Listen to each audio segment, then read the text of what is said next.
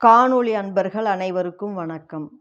சங்க இலக்கிய நூல்களுள் ஒன்றான திரிகடுகம் என்னும் நூலைப் பற்றி நாம் அறிந்து கொள்வோம். திரிகடுகம் என்னும் நூலின் ஆசிரியர் நல்லாதனார்.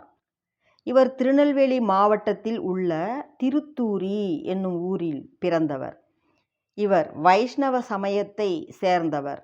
இந்நூல் 14 கணக்கு நூல்களுள் ஒன்று. கடவுள் வாழ்த்து உட்பட 101 வெண்பாக்களினால் ஆனது. இந்நூல் 2000 ஆண்டுகளுக்கு முன் கடைச்சங்க காலத்தில் இயற்றப்பட்டதாக கருதப்படுகிறது. நம்முடைய உடம்பிற்கு நன்மை செய்வன சுக்கு, மிளகு, திப்பிலி ஆகிய 3 மருந்து பொருள்கள். அவற்றை போன்று மனதிற்கு நன்மை செய்வனவாகிய 3 அறவினைகள் ஆகிய 3 பொருள்கள். ஆதலால் இந்நூல் திரிகடுகம் என்று பெயர் பெற்றுள்ளது.